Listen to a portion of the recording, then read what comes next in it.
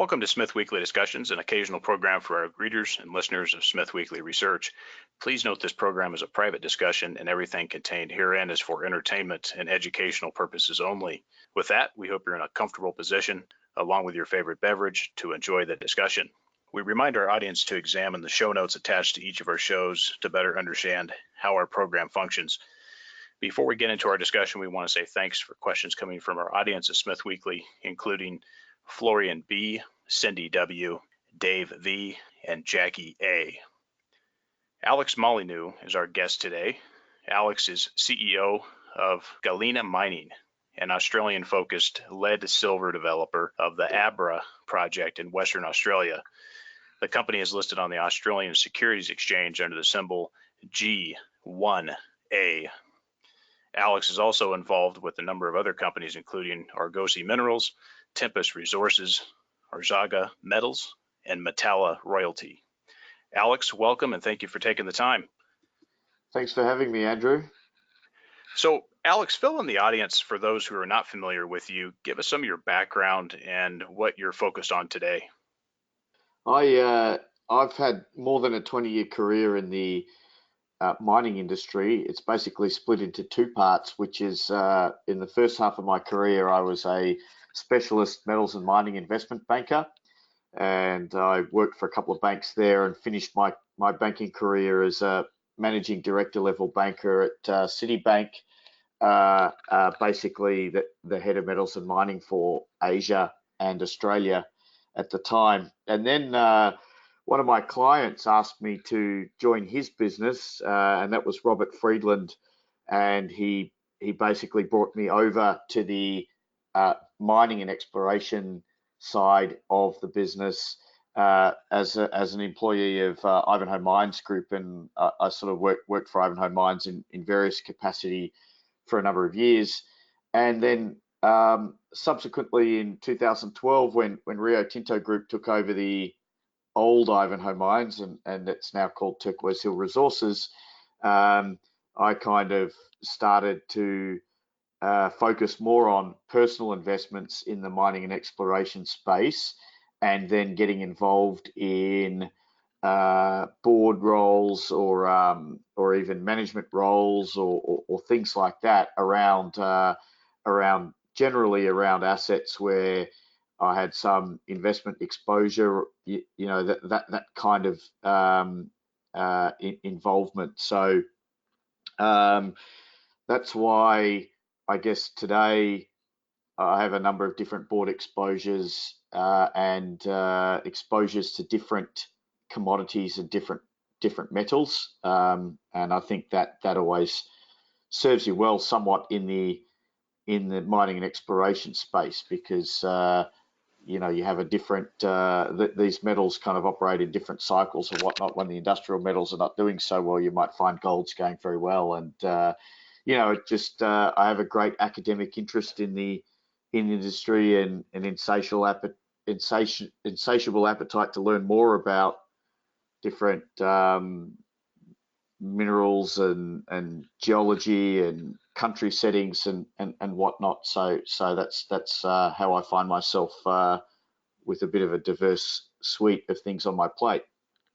Well, I wanted to ask you, I was thinking as you were talking there, can you share with us maybe some key experience or lessons learned working with Robert Friedland and the Ivanhoe Group back during that time, and obviously back then they were focused in Mongolia, and also with that the debacle with Turquoise Hill today in Mongolia? Do you see them finding their way out of that and coming to some resolve with the government there?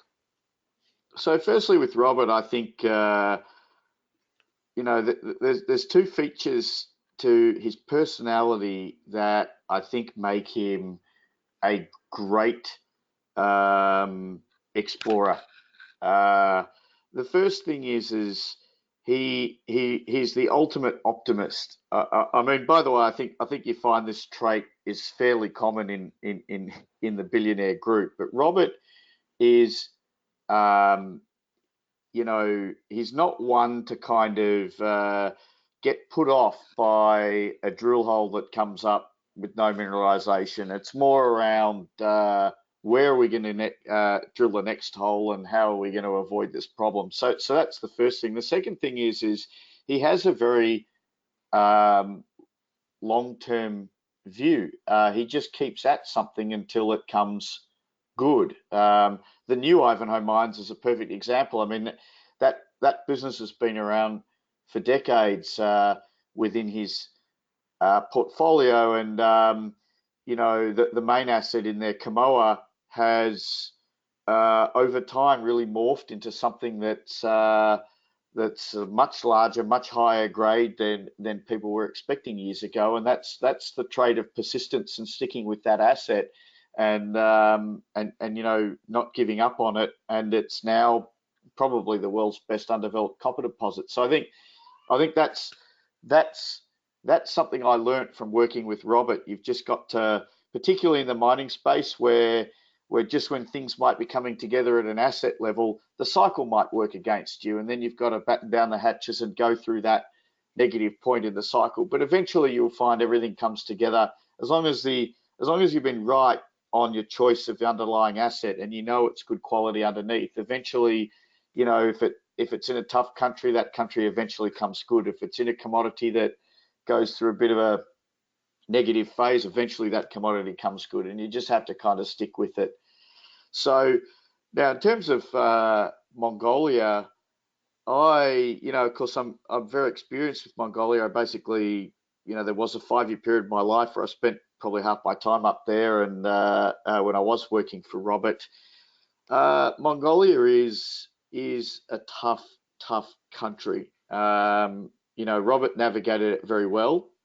I think these days, I think unfortunately for Mongolia is when the commodity prices were hot, when things were really booming, they sort of took the wind out of development in their country. So, if you remember the big boom in almost every metal last decade, there was a lot of investment going into the metal space. In 2006, Mongolia basically iced investment in their country by bringing out a windfall profits tax on iron ore and gold and copper, and a strategic investment law that made it more difficult for foreigners to invest. And then as the financial crisis hit, they repealed those laws, in 2009, but they sort of missed the boat. Now I think the struggle for Mongolia is, and at various times whenever there's been big boosts of investment in the country, in the sector, the Mongolians kind of have tended towards introducing new restrictive laws. And now I think the Mongolians struggle with the fact that people are very tentative to invest in that country. Oyu Tolgoi is really the major investment going on there. It's by far the largest share of foreign investment, and even today you can see that the Mongolians really question the foreign investment role, the foreign investors' role in Oyu Tolgoi, which is now really Rio. They question Rio's role in their country, in their economy, and tied up with big assets, and the debate doesn't really help anyone. So I really don't know what happens. I know that Rio needs more clarity from the Mongolian government, in order to move forward with the next stage of financing Oyu Tolgoi, and but the Mongolian government's not one to respond to sort of commercial requirements very easily, and as it shouldn't. It's a government. It's it's a democratic government, and it's more focused on its domestic policy issues and whatnot. So it's just a tough position. I'm not sort of crazy excited about where Turquoise Hill has got to. By the way, it's got to below its financial crisis share price levels. I think this is a good indication of what country risk can do to people. It's been more than 10 years of, more than 10 years since around about 10 years since the investment agreement was first signed for that asset. Billions of dollars have been invested, and the stock price has gone backwards in a big way over a decade. So, right, yeah. No, I think there's an interesting three play there with Entree, and you have Turquoise, and you have Rio, and so it's really an interesting debacle they have. And the Ivanhoe mines assets in South Africa and the DRC are just absolute monsters. Yeah. Friedland's ability to go through and grease the wheels and do what they need to do there has been absolutely fantastic. So it'll be interesting to kind of see what happens. And you know, all the other piece too is you had Bolivia, Venezuela, Ecuador all got grabby towards the end of the last cycle, and you saw what happened there. And then of course, you know, Ecuador is a good example of a complete reversal the other direction, and now there's a bunch of you know, stuff going on in the country for mining.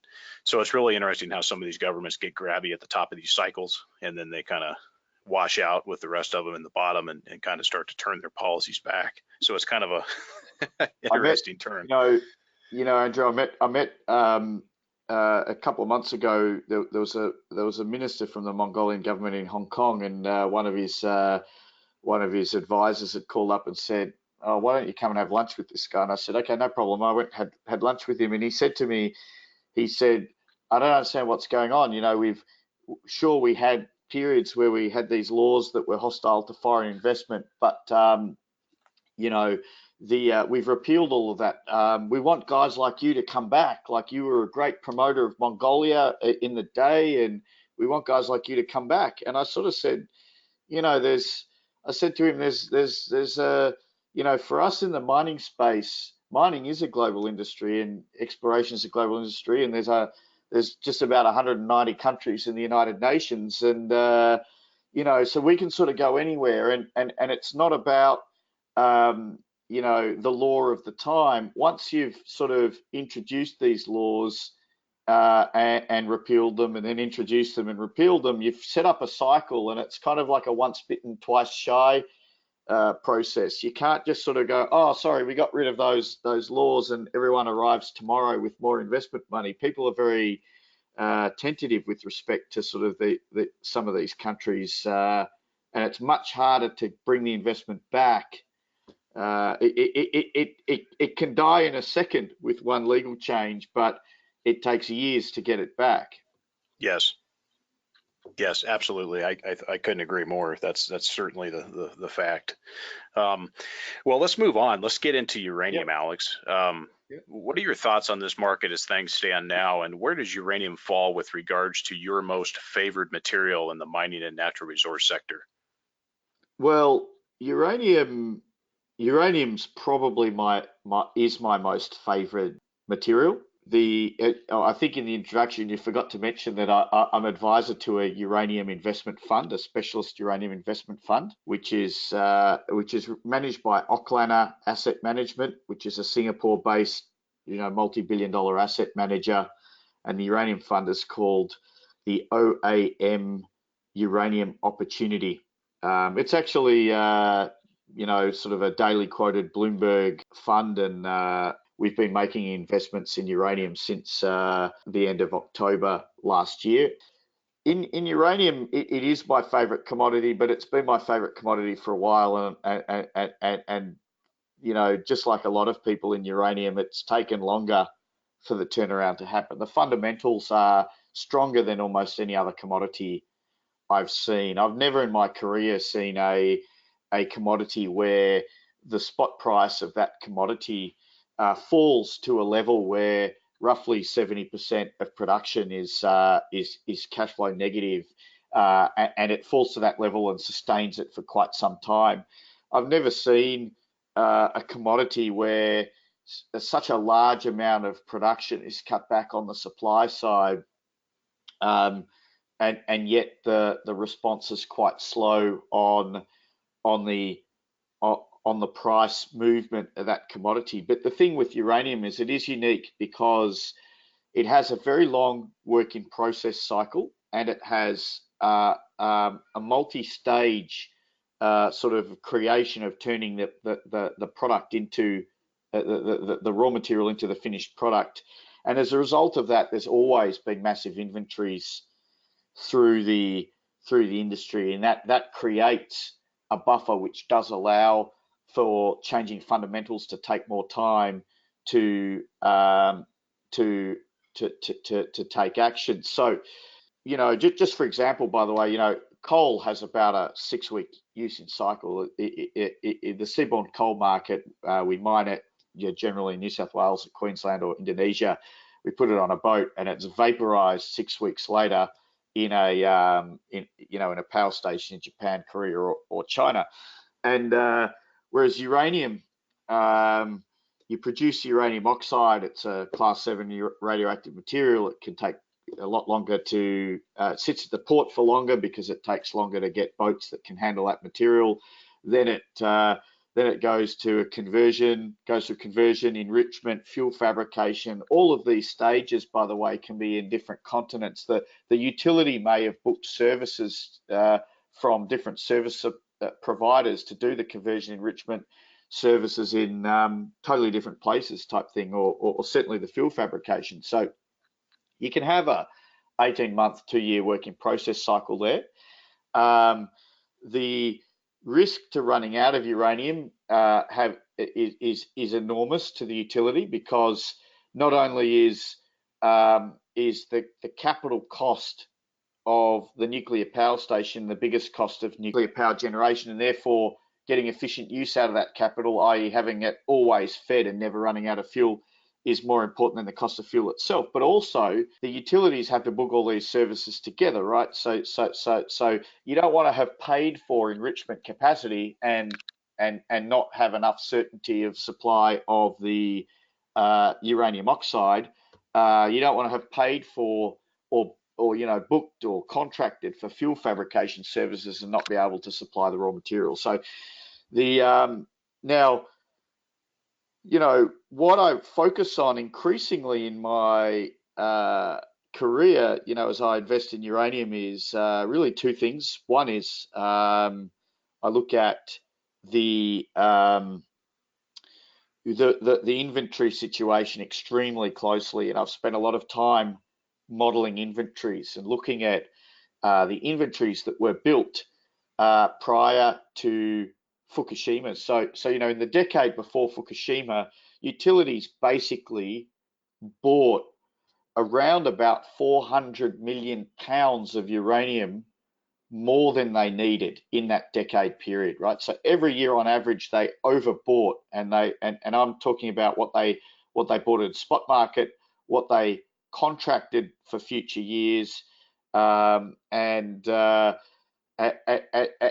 Fukushima. And the reason why they were building those inventories was the market was already very tight, and China had announced a massive growth program in the nuclear power space, and there were a few signals that supply was unreliable. So a few issues with permitting and construction of mines that utilities are waiting to come on, and this confluence of factors created this build-up of that they always carry inventory, but in that 10-year period they bought an extra 400 million pounds of inventory. And then of course Fukushima happened. You take one key customer out of the market and it changes the dynamic. And since Fukushima, on average, utilities have been buying between 50 and 80 million pounds a year less than they're actually consuming in their nuclear power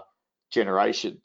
So by my mind, when I look at these numbers, where we're at today actually is we're getting towards a position where utility inventories is what you would say is long-term average. But if the demeanor is one that there's still a comfort oversupply, the utilities can theoretically continue to underbuy. But they've only got about 100 million pounds left, or 150 million pounds left, to where they're at zero discretionary inventory. So in my view, now will the utilities let it go to zero? Probably not. But if they did let it go to zero, it would mean that the underbuying could continue until 2022. I don't see that happening. But what it means is the point at which they stop underbuying is still somehow associated with the decisions of individual people and committees or whatnot inside these utilities. So it's a sentiment-driven thing. It's not something we can predict. If someone says uranium is going to turn around 2019, 2020, or 2021, I'll say, well, that's you're just making a bet on the sentiment inside the utilities because based on the inventory position they have, they could technically last until 2022 without increasing their buying. So my contention on uranium is it will and must turn around. The fundamentals in terms of the actual deficit in the actual production of uranium and the cost of producing uranium mean that uranium has to be in a normalized price range of 45 to 75 US dollars a pound, and it has to turn around before 2022.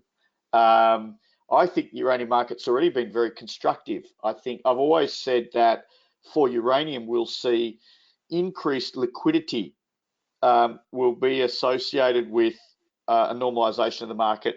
And already this year and last year have shown more liquidity in the uranium market than 2015, 2016, and 17.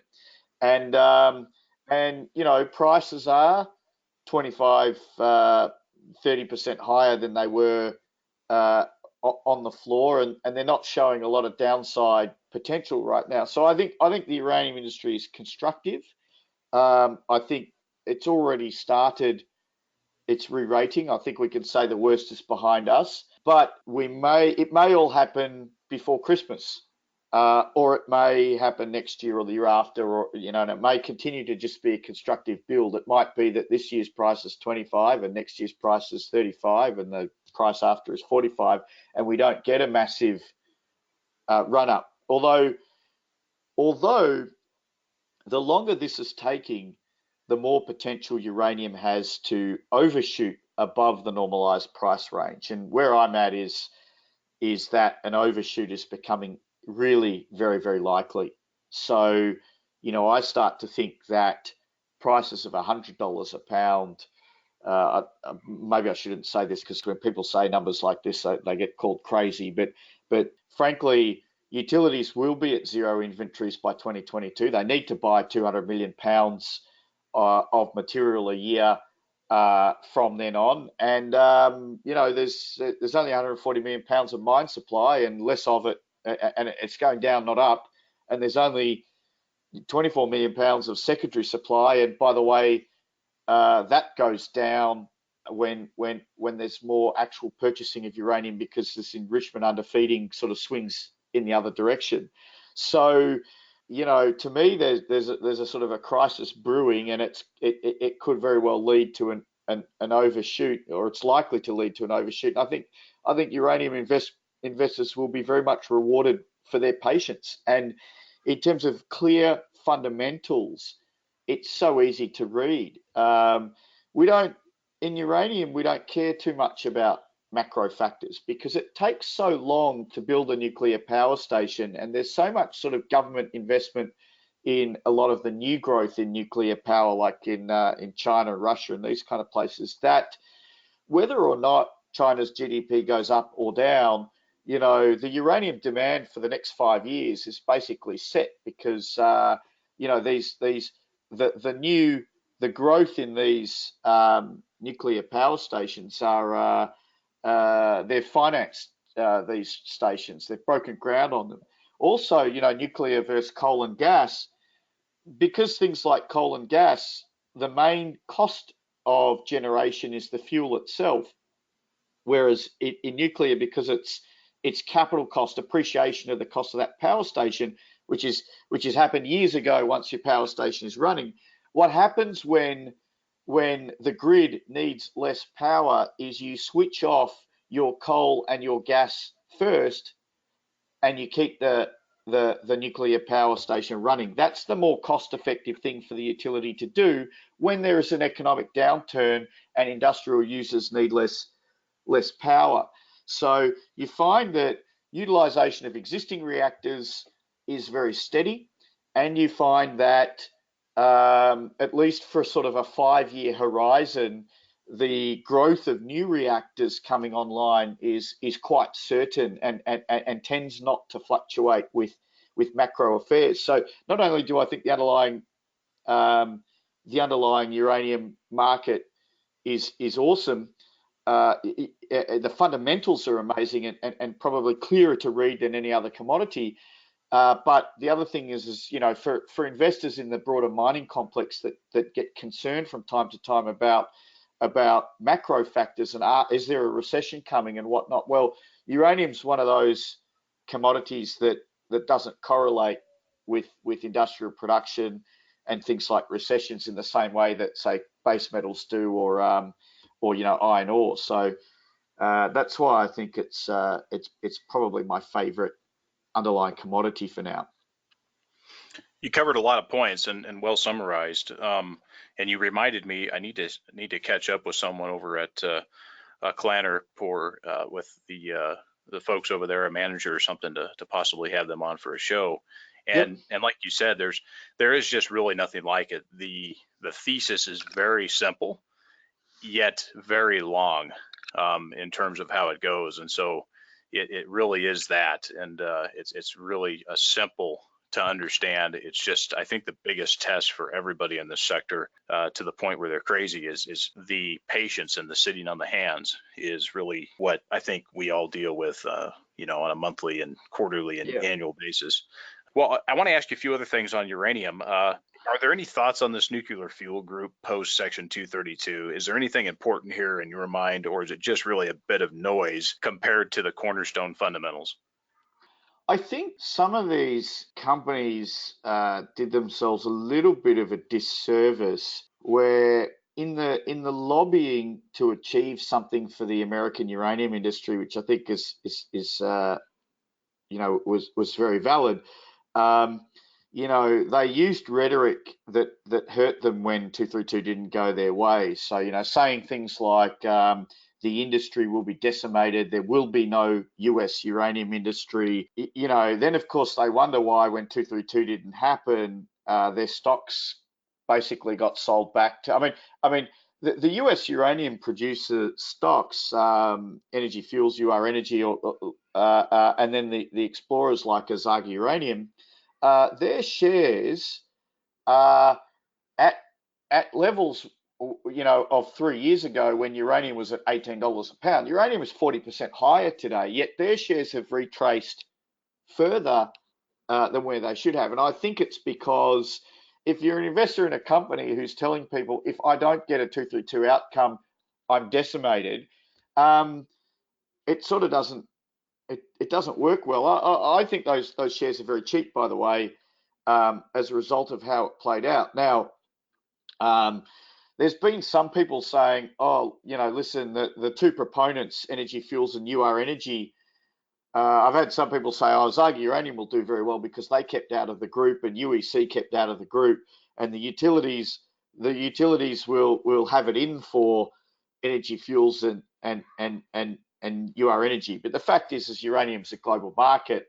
It's a commodity. There's a terminal price. So whether or not the US utilities care to avoid recontracting with UR Energy and Energy Fuels doesn't really make a difference. Once contracting comes back and the price normalizes, they'll get the benefit of that price. And as a result, their stocks, like all US uranium exposures right now, are very, very cheap. I think there was a massive capitulation trade that happened there in July, and it's continued into August, and I think it's definitely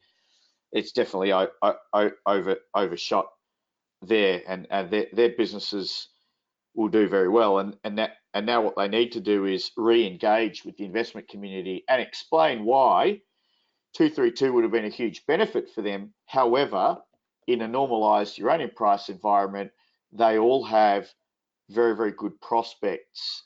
Blake,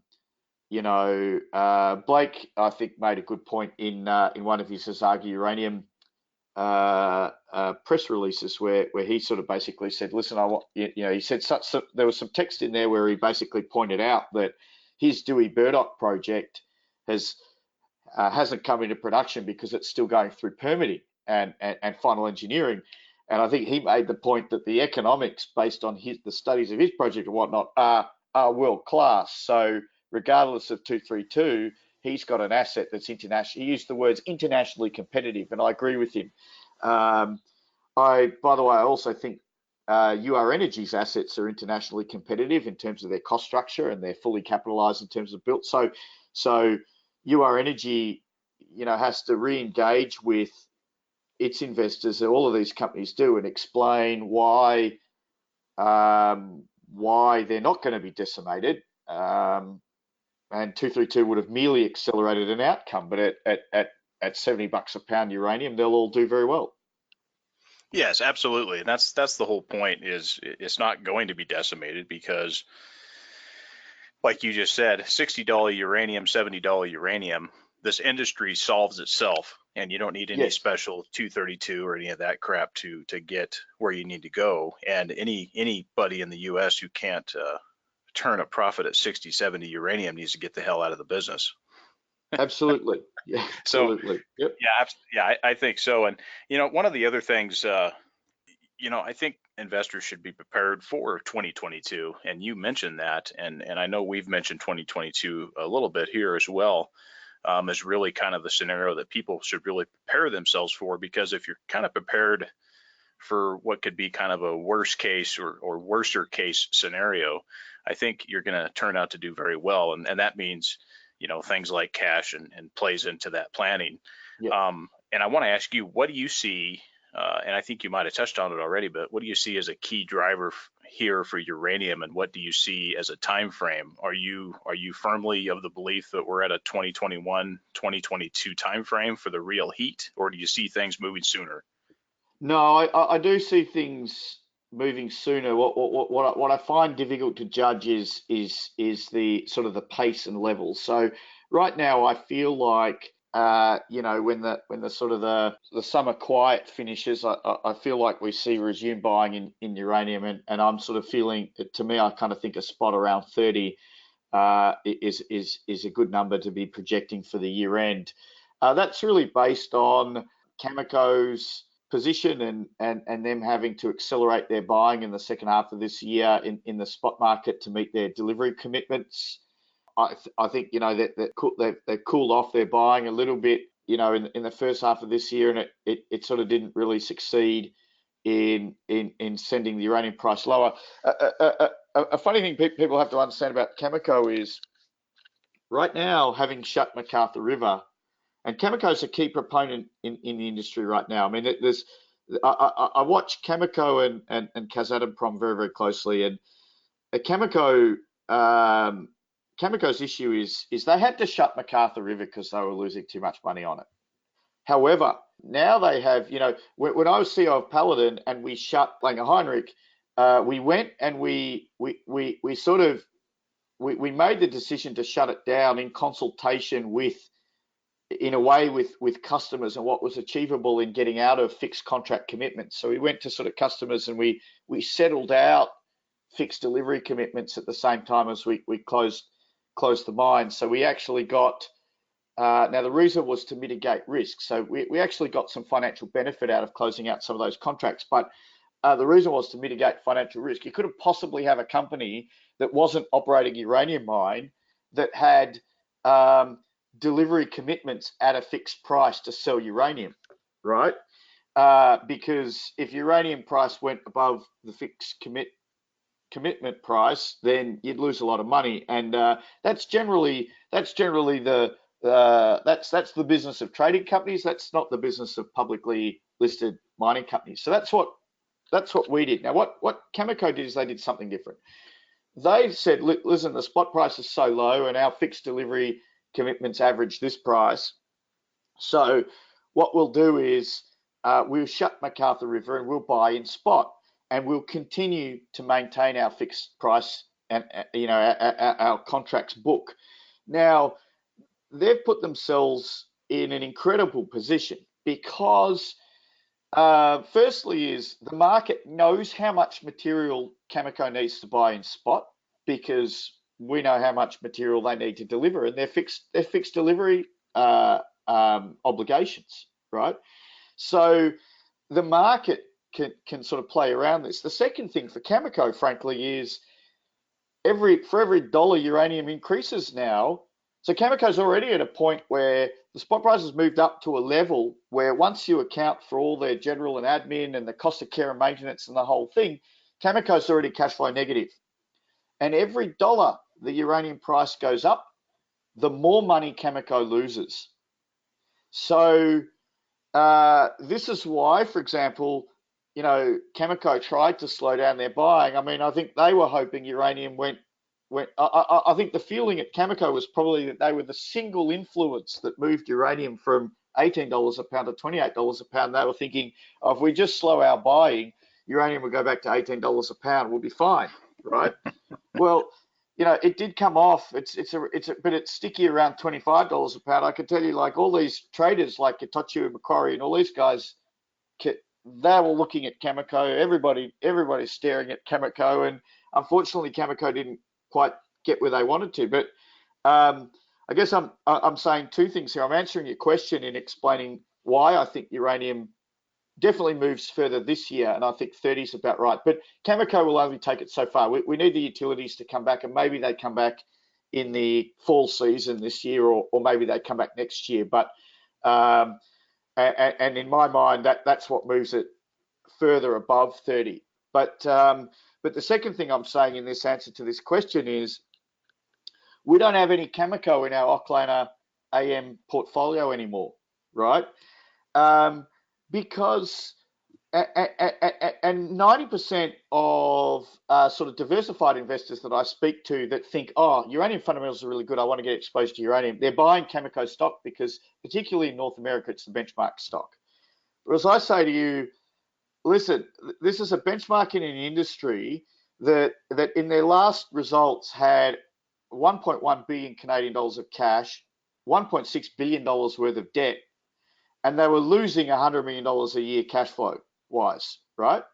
Now, $900 million of their debt comes due in the next 30 months. So, and they can't refinance that debt with their main asset on care and maintenance. So all of that's going to be repaid. So they've really got, and then as they're burning cash, they've really got about $200 million worth of cash and $600 million worth of debt. And if uranium goes to $50 a pound, they're going to start losing $200 million a year. And just when everyone's overjoyed that uranium markets really moved, they're going to say, now I'm going to restart McArthur River. And by the way, that's going to cost me $100 to $200 million of working capital. It's going to take me 18 months, right? And because people think a mine is like a Coca-Cola bottling factory, right? You have all the bottles lined up, you close it 1 week because you haven't sold enough Coke. The next week you come in, the syrup's waiting in the head. You just bring the employees back, you switch the power on, and you make Coke, right? Now, it's not like that with a mine. A mine, it requires the re-recruitment of the workforce. It requires the workforce training to be updated, right? To make sure they're going to be safe on the job. It's hard in the uranium industry to get experienced people. So for the employees that have already moved on to other industries, they're working in diamond mines or copper mines, or they've gone into something else, you're going to have to find new people and train them up to speed. You're going to have to then invest in this working capital of ore on the ROM pad, of reagents, and in the plant, and finished material heading out to the converters for delivery to utilities. So it cannot cost less than 100 million Canadian. I think it costs about 200 million Canadian, and it cannot take less than 18 months. So you have this Cameco is weirdly,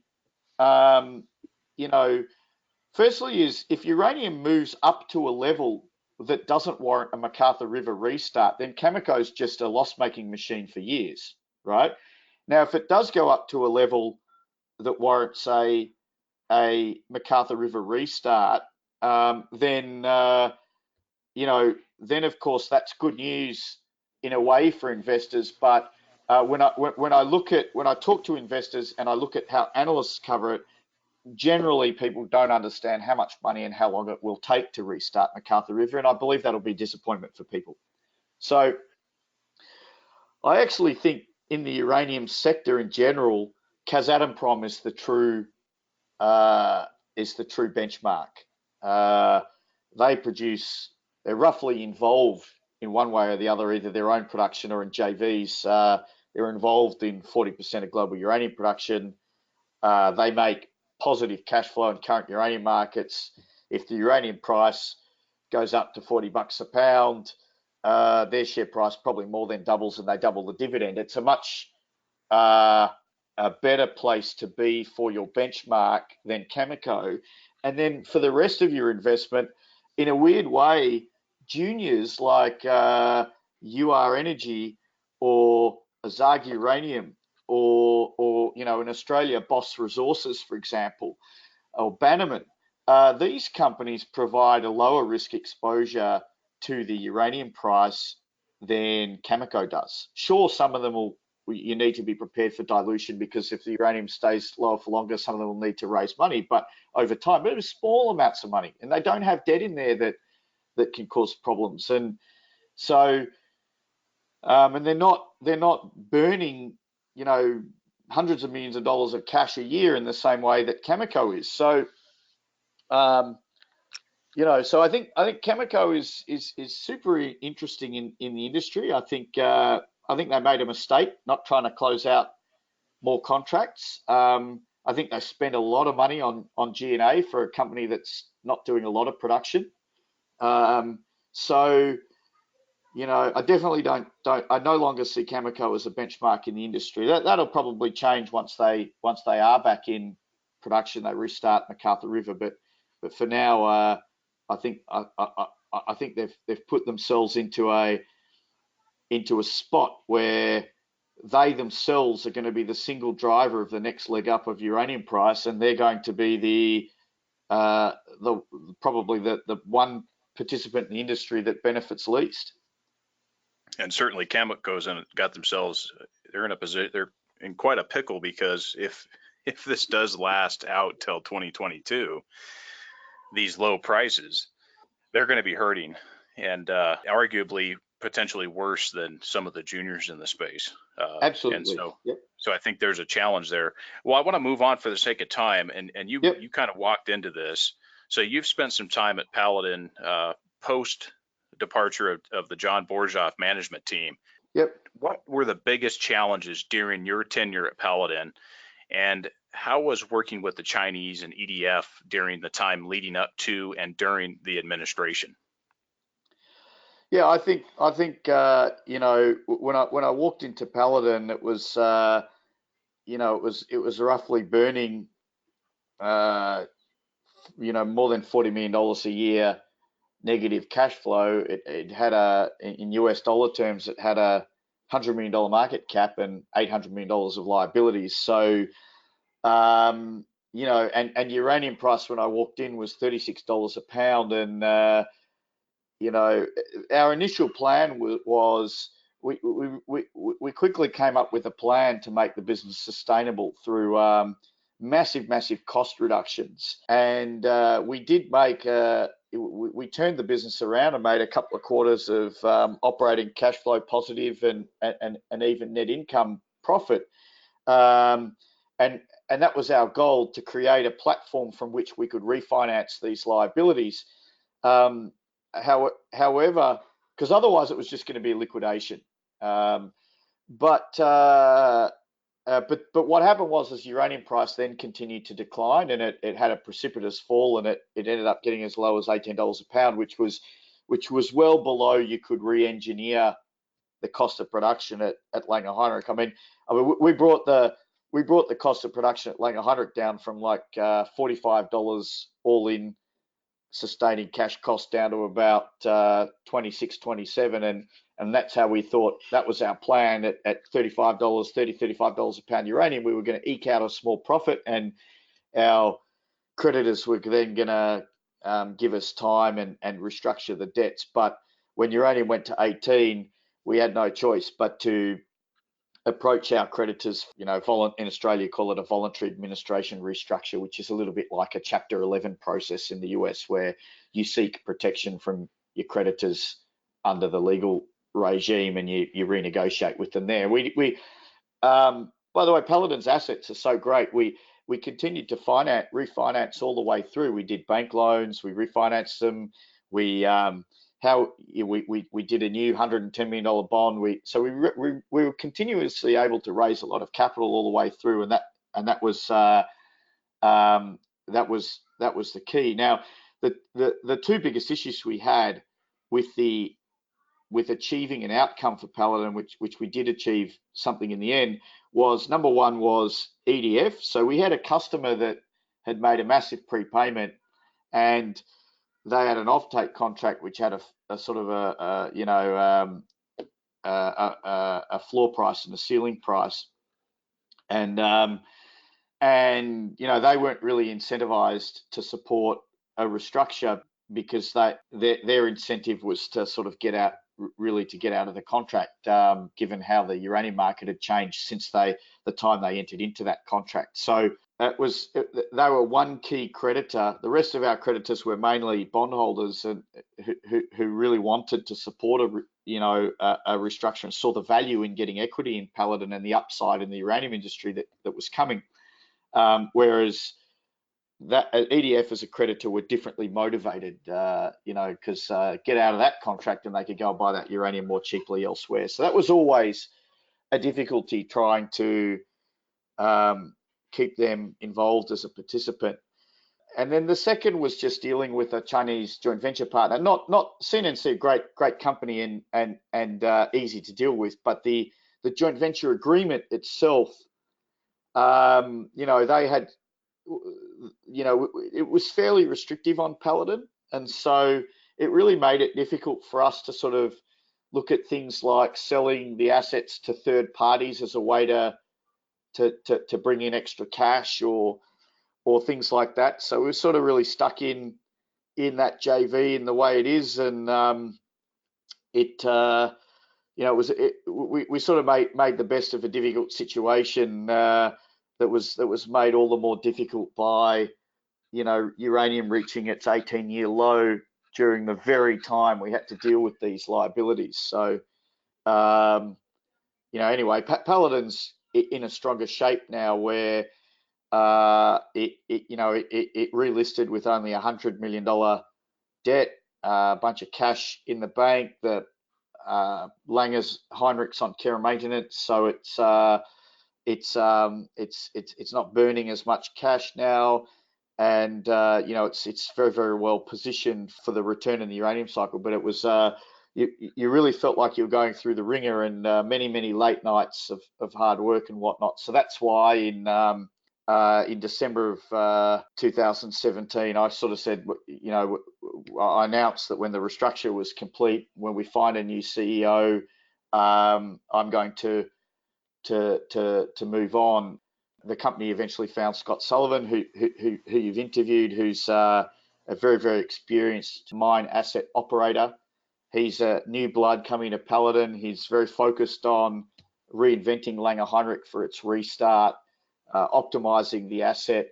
And I think that's what, my job was very different to what Scott's was. Mine was to sort of crunch everything, cut costs, run things on a shoestring, whereas the asset needs to be positioned very differently for a restart. It needs to be optimized for what's probably going to be a very sustainable, long-term, positive market in uranium. So Scott, I think, is really focused on that. And the transition time when you came into Paladin, did you have any transition work with John Borjoff, and what are your thoughts on John and his abilities with Deep Yellow? Yes, John. We overlapped for a little bit, and of course, I had quite a bit to do with John in the lead up, and sort of, I was kind of informally involved with a few things around Paladin in the lead up to to my appointment, and we had a short changeover. It might have been, I can't remember exactly now, it might have been a month or a few weeks. And I kept in contact with John afterwards. One thing I'll tell you, when you run Paladin and you see the quality of the people in Paladins, and I think one of John's amazing traits is to attract the best quality people to whatever business he's running. He's a inspirational leader, and he attracts the most experienced, capable people, and that definitely was obvious to me when I joined Paladin. Unfortunately, we had to reduce our management team, but that's the way things go. But and we let some of the highest quality people go. So that's one thing about John. The second thing is probably nobody knows the assets and the exploration prospectivity of assets in the uranium space better than John. So it's got into his blood. With respect to Deep Yellow, I can see his traits are at work there, where he's making progress on the assets in Namibia that I think surprising some people in terms of certainly the exploration approach on those assets is achieving outcomes that's improving those assets. Secondly, you can see that he's attracted a lot of excellent people, many of who were former Paladin team members who've rejoined John over there. And, typically a sort of a company at the stage of development of Deep Yellow or its size wouldn't ordinarily be able to attract this quality of person, but for the fact that these people are going there because they're very loyal to John and they enjoy working for him and being inspired by him. So I think Deep Yellow's one to watch, and we certainly watch it at the moment for our OAM portfolio. And I want to ask you, while we're on that topic, you're highly familiar with the entire sector. Are there any other companies or any other specific people that you'd like to mention to the audience that they should pay attention to? In Australia, we have Brandon Munro at Bannerman, who's done a lot of work in uranium and looking at the fundamentals of uranium, and he's become quite a solid authority on the sector. So I think he's one to follow on Twitter or read the information that Bannerman's putting out. What's interesting, by the way, is that this small group of uranium focused fund managers, we all talk to each other. So we're in contact with guys like Mark Alkin and Marcelo Lopez, Guy Keller, who you've had on your show. We all sort of stay in close communication. We compare notes, if you like, on what's happening in the sector. So and in a weird way, I think we've all been very open with our views on companies and coming on shows like yours. So you get a lot from, the benefit of institutional investing is you've got analysts and you've got the ability, you've got some horsepower to go through information. The companies come and roadshow to you, and you get one-on-one time with the companies. So the information that this group of guys is getting and is sharing to the the individual uranium investor, I think is quite valuable. I think you want to listen to all of their podcasts, and we've all got slightly different. I know my view on Cameco, for example, is a little toxic in the group. I think pretty much everybody else is more positive Cameco, but we've got different views on things, and I think you learn a lot by listening to that group who are researching it in a lot of detail. And what are your thoughts on the long-term contracting process as far as terms that you would look for in a long-term supply deal? Can you expand a little bit on some details here? And what companies do you see the utilities approaching in this contracting cycle first? Okay, so in terms of contracting, I think this is another point I think at which I differ from a lot of people is I think the spot price is becoming more and more important over time. So more and more contracts you see over I've been following uranium for almost a decade, and more contracts you see have a spot reference to them, or are just fixed volumes with spot with complete spot reference. So, and there's iron ore used to be a fixed term market, shorter term but fixed term market, and it's basically both iron ore and coal were that, and they've become complete spot markets over time. One of the reasons is that Chinese buyers tend to have a preference for spot delivery. From a governance standpoint, there could be no question about paying the spot price of the day of delivery. It never looks like you've overpaid or anything like that. So as China became the largest buyer in coal and iron ore, those industries moved to spot. I think uranium's moving in the same way as China becomes the largest buyer. Also, on the way down, when contracts were still being done, having big spot exposure is how some of the miners dealt with the lower fixed contract price. So, for example, there was a lot of contracts out there when the term reference price was like $35 or $38 a pound on the way down.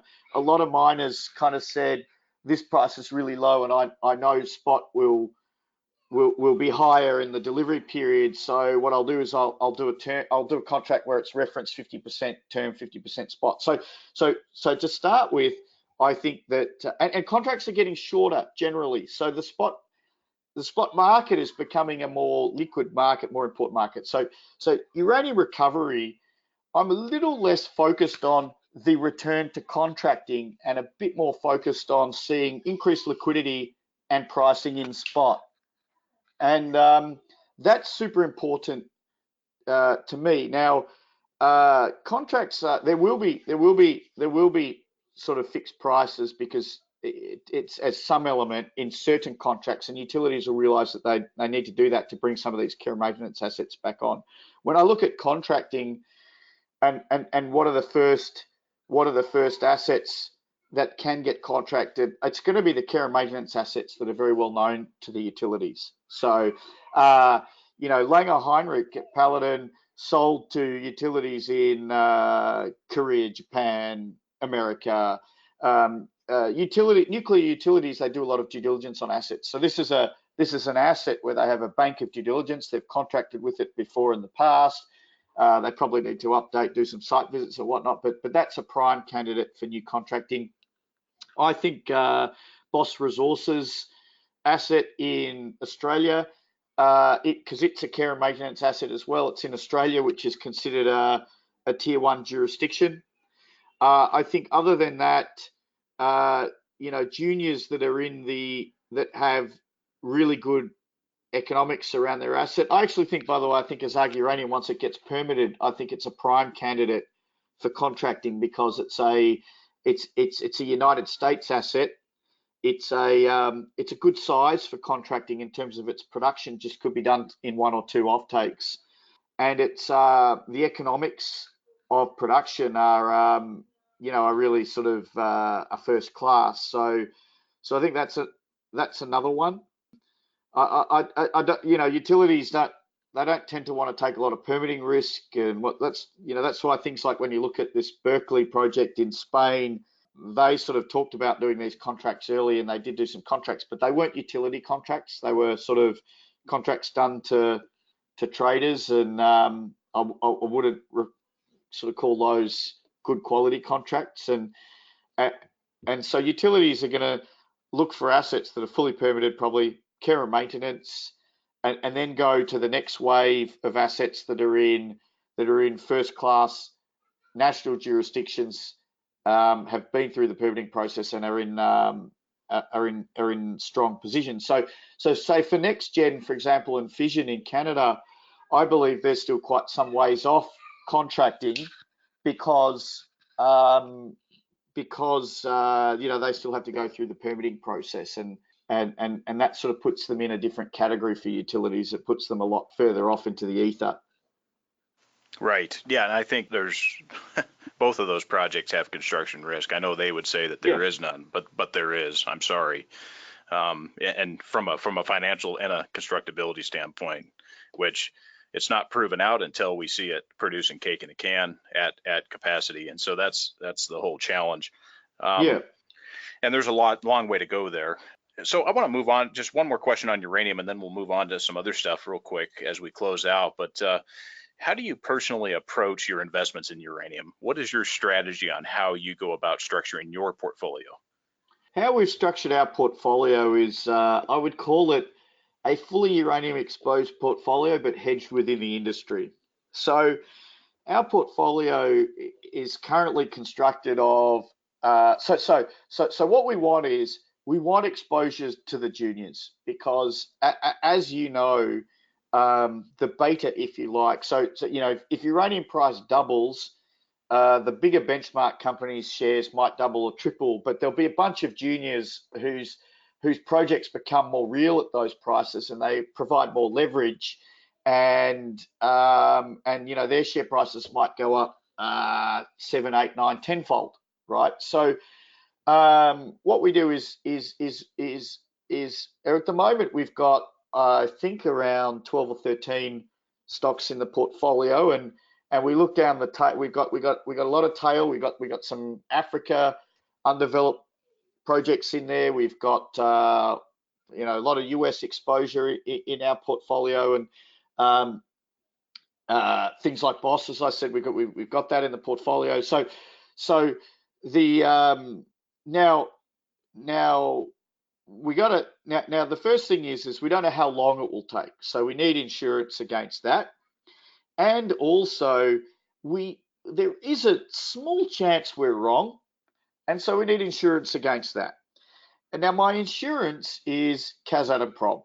So right now, we're at about 28% of the portfolio, or it varies a little bit depending on where we're at cash-wise or whatnot, but we're at the mid to high 20s percentage of portfolio invested in Kazatomprom.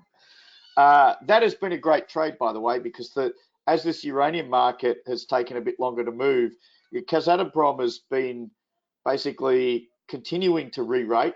It was listed at a very much a discount to the kind of Cameco type valuation, and in my view, it's the real benchmark given it's making cash flow, and it's got more pure exposure to a spot price increase. It's paying a dividend. So Kazatomprom, we've been buying it, 12, 13 US dollars a share. It's $15 today. It's paid an 80-cent dividend a couple of months ago.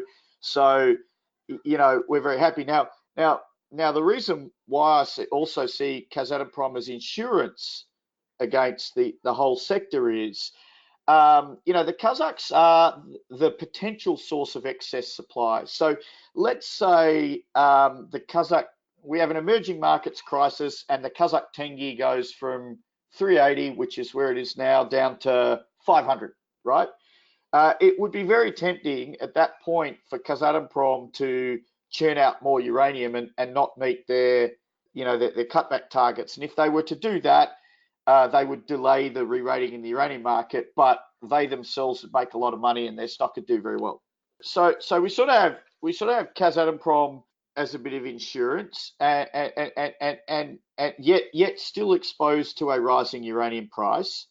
And then we've got this portfolio of juniors that will be most of the performance if uranium does start to move. And the trick will be in the portfolio will be to slowly reallocate from Kazatomprom as we get more and more confident that the uranium recovery is taking hold and will go all the way, and particularly if we start to get a more certain belief of overshoot, then what we do is we start to allocate away from Kazatomprom, or benchmark ends of the stock of the sector into more and more junior investment. So that will sort of be the trick. That's basically how we approach it. We try to avoid companies that we think are going to have to raise very large amounts of capital relative to their market, or are burning huge amounts of cash, or for various reasons won't correlate well with uranium. So that's why we're sort of, when you look at the benchmarks, you look at Cameco versus Kazatomprom, I could see no reason to buy a Cameco share over Kazatomprom any day of the week. So that's how we deal with the benchmark side of it, and then as you say, the rest of the portfolio we sort of analyze on a company by company basis. We care about the management. We care about how straight their disclosure has been in the past. There's a lot of these companies doing these kind of dodgy contracts in uranium where they go, oh, I've just contracted for $43 a pound, and what you realize they've done is they've sold some volumes fixed at some other price, you don't know what that is, and they've let the buyer option some volumes, and then they say that $43 a pound, somewhere in the footnote it'll say that's the price of the average of fixed and option volumes. Well, the shareholder doesn't know what they actually sold the uranium for, so we avoid those kind of companies, and yeah, we sort of we build models on the assets generally. We look at permitting in a lot of detail. We're very realistic about it. You know, some of the Canadians, like NextGen and Fission, they're talking about very aggressive permitting timelines. Now, the last uranium mine that got permitted in Canada took 7 years.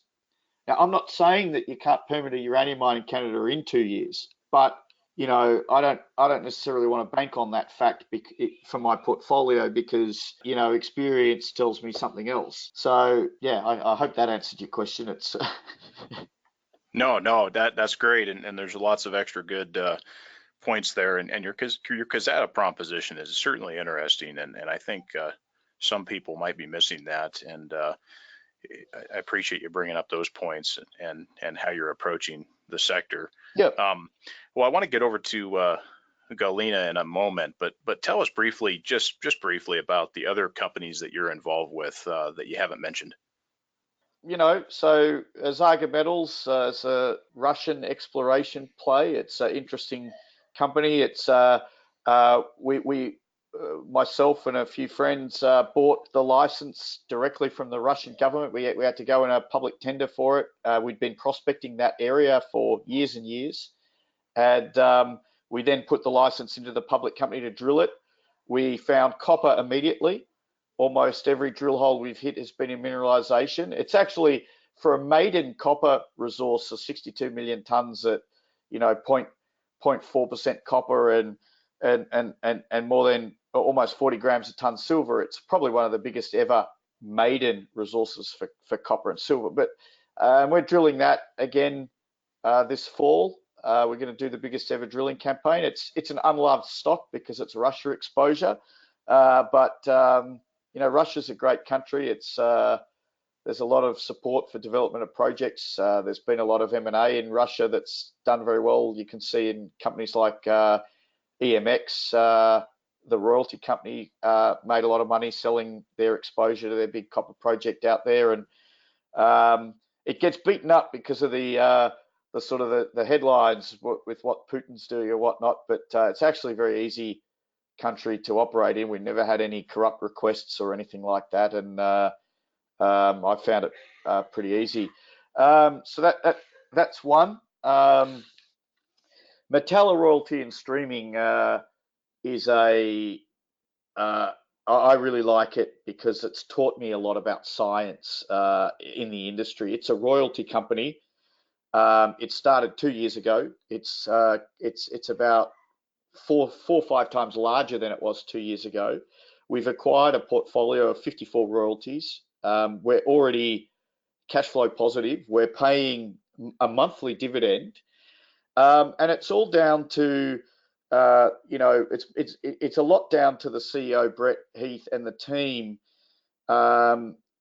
His ability to identify really good royalties where the counterparts. So this isn't a royalty company that issues new royalties for pre-development projects. What we do is we buy secondary royalties in the market. We find a bunch of aging prospectors that might own a royalty on a Agnico Eagle property, or we find a publicly listed coal company that happens to, through history, just own a royalty on a Barrick property. And you know, we seek these things out and we buy them at value, and we have a suite of royalties with global first-class counterparties in terms of who owns those projects. And you know, royalty investing is a great way to invest in precious metals, because you have a more diversified portfolio. You have, as a result of that, you have less specific mine risk, and you still have leveraged exposure to gold and silver. So that stock has done very well. The company's doing very well. It's around $150 million Canadian market cap today, and I really encourage people to look at that one from, for the sort of the precious metals quotient in their diversified portfolio. Okay, and let me ask you about that briefly. How do you see Metalla comparing to a Maverix Metals or a Sandstorm Gold? So I see the portfolio we're putting together is is better, or has probably even less risk in it. Now we're definitely smaller. I think when you look at a company like Maverix, what's interesting about these companies is the hardest part is the first couple of years and getting to about that $150, $200 million market cap, because you can only acquire royalties with equity, and you're using your stock or your ability to place shares to investors off a small market cap to buy royalties, and you're competing. And as I said, the counterparties, a lot of these royalties, our royalty counterparts are Agnico Eagle and Barrick and Goldcorp, these kind of counterparts.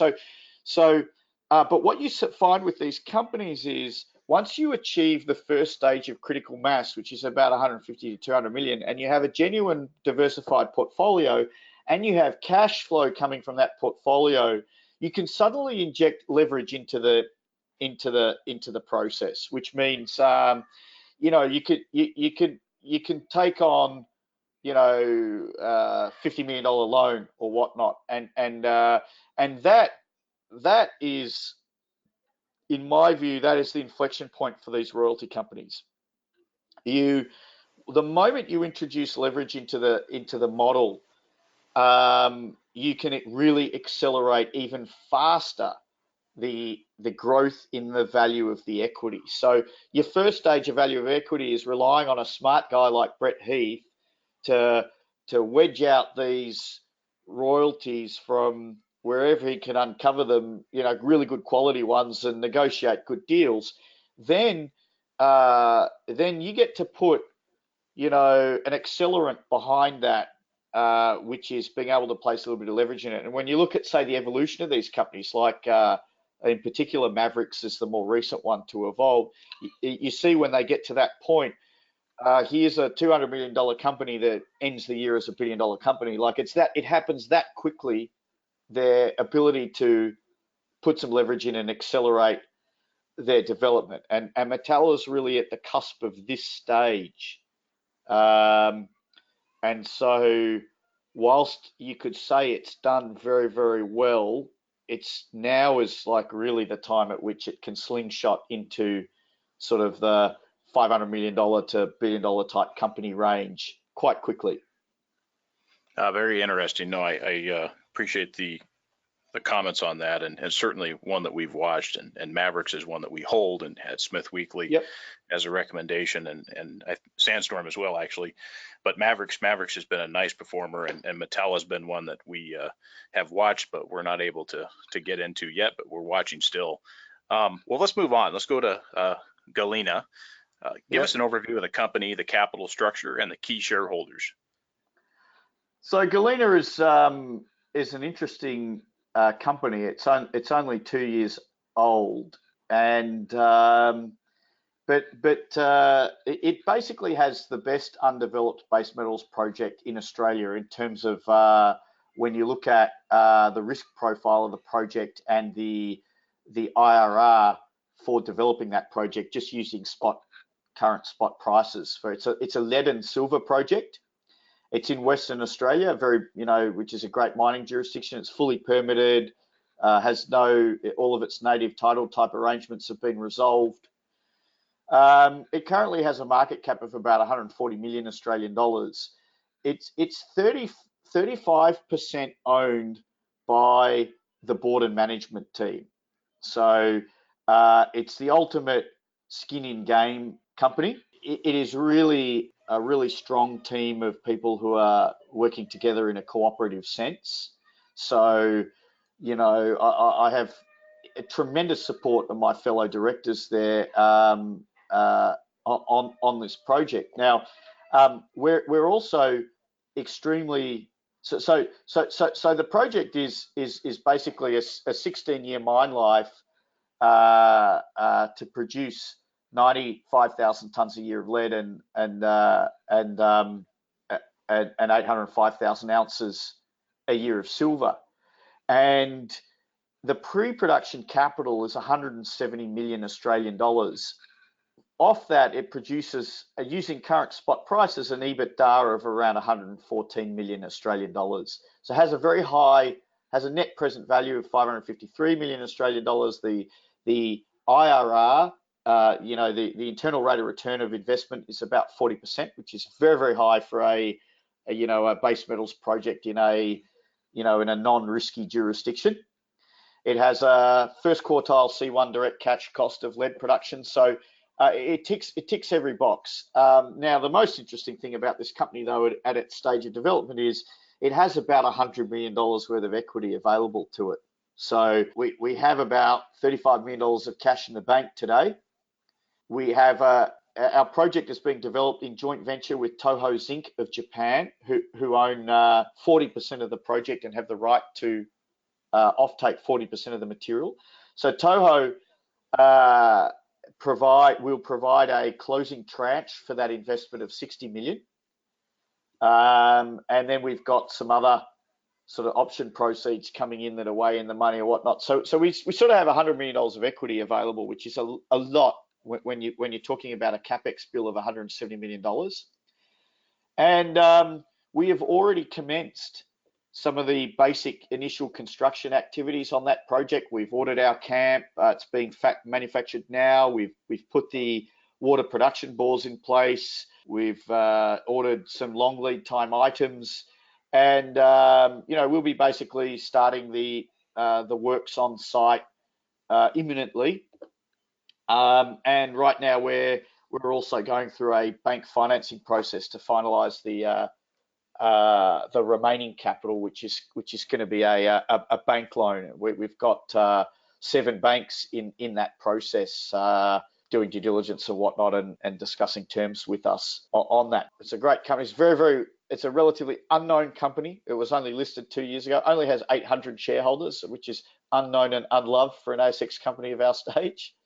And in a way, that's where it's an opportunity. There's already 12 institutions on the register. They've sort of been nibbling at it. They could certainly own a lot more, but in a weird way, it's a sort of it's an under-promoted company. It's not really known by retail, and there's the opportunity for individual investors to take a look at it and sort of come alongside the smart institutional money and the board of management team.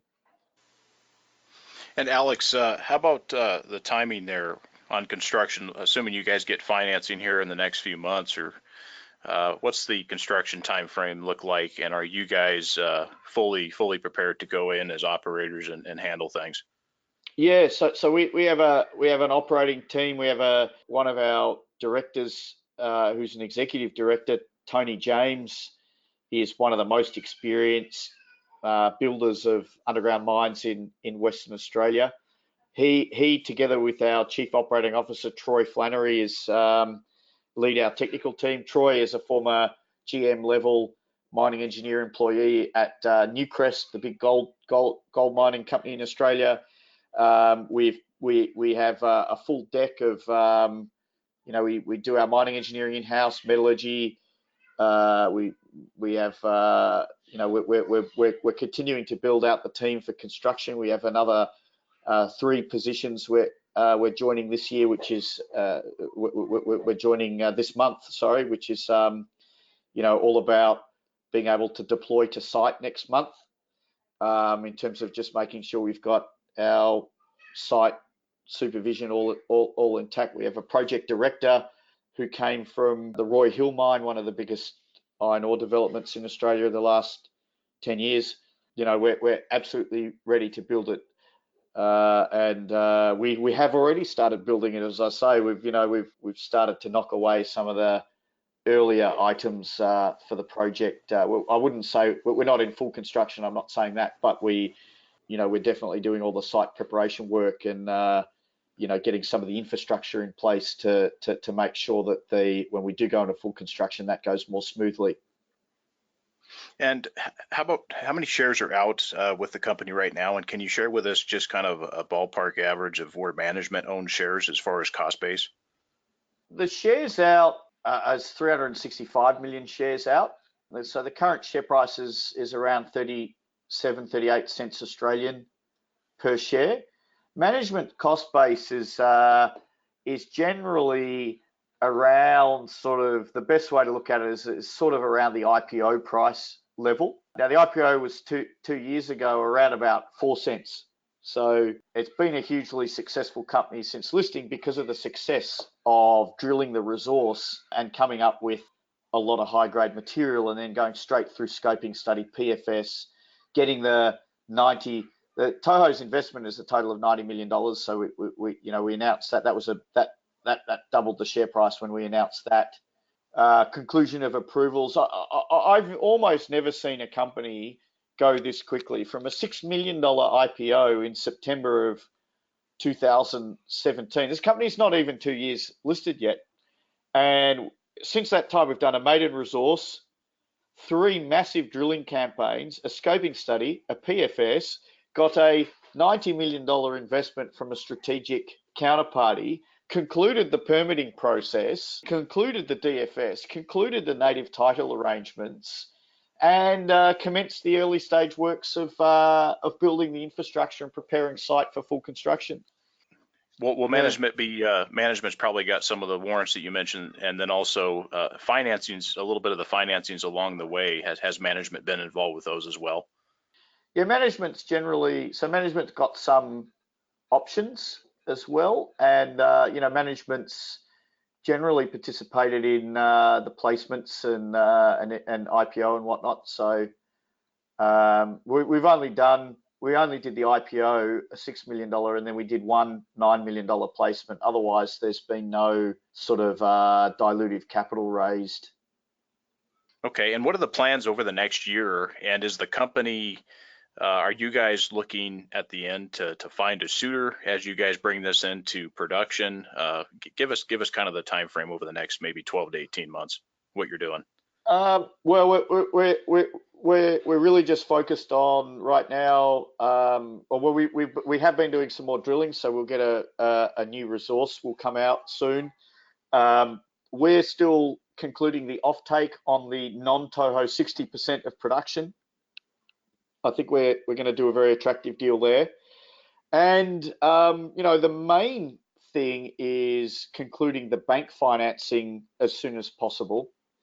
And then moving into the bank financing will be the trigger for us to sign the EPC contract for the plant and to sign the underground mining contractor to deploy them. So we believe we'll be in full construction by the end of this year.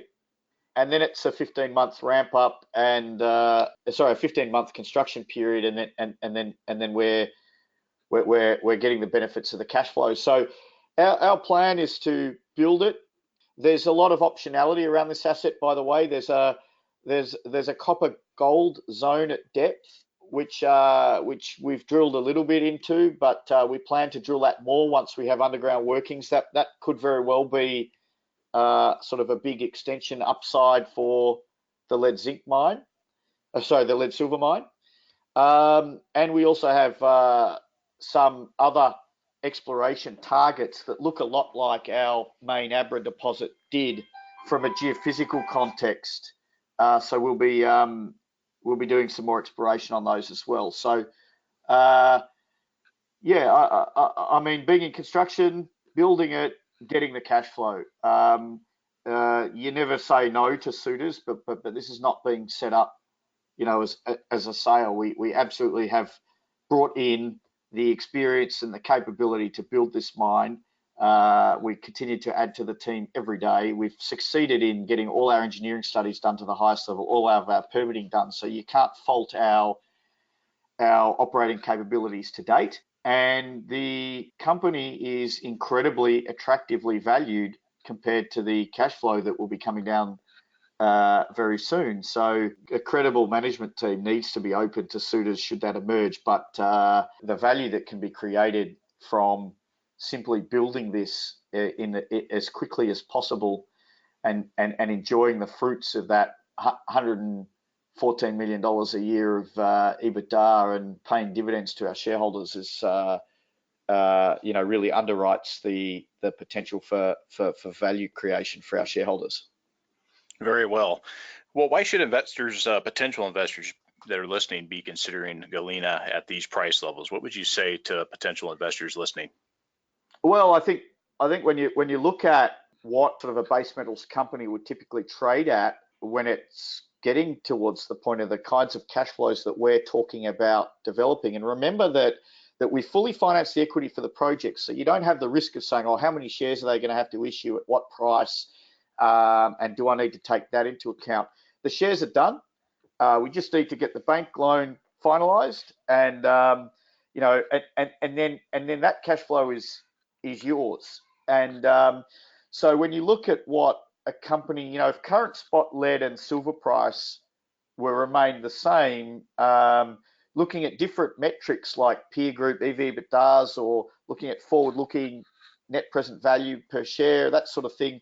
The company should be trading at 3 to 4 times the current share price as we continue to achieve these metrics. So that's I think the proposition for investors. It's very low risk. We don't mention any risky jurisdictions. We're talking about an LME base metal and some silver. So very good commodities to be exposed to. All of our numbers are done at spot prices. We're not asking you to look at buy into a higher commodity price. I think this is one of the more vanilla, defendable stories. It's the underlying asset quality is everything here. The ability to be able to produce great NPVs and IRRs using the most reasonable engineering and financial assumptions is a testament to the quality of the asset. It's just a really good, high-grade, contiguous asset that through metallurgical testing gets high metallurgical recoveries and produces a very, very high quality lead concentrate. Well, I appreciate the information. It's certainly one that I have not been aware of until recently. So it's something that we might be looking at here a little bit harder over the coming months. How can folks best reach out to you and also the company for more information? Well, I mean, the website for Galena is www.galenamining.com.au. You could go to the website, or you could just email me at alex@galenamining.com.au. I'm sure you can Google me and find where I am. You can follow me on Twitter and message me that way if you want. No worries. I think most people will find I'm pretty open to dealing with retail and individual investor queries. I treat them the same way as I would treat an institutional investor query. There's a lot of stuff you can't answer because of listing rules and things that must be treated confidentially. But if I can answer a question, I will. I won't ignore it. Well, Alex, it's been fantastic. We really appreciate the insights and all the different topics we covered, and it's really been a pleasure talking with you. Great. Thanks, Andrew. Appreciate it. Thanks for all the time.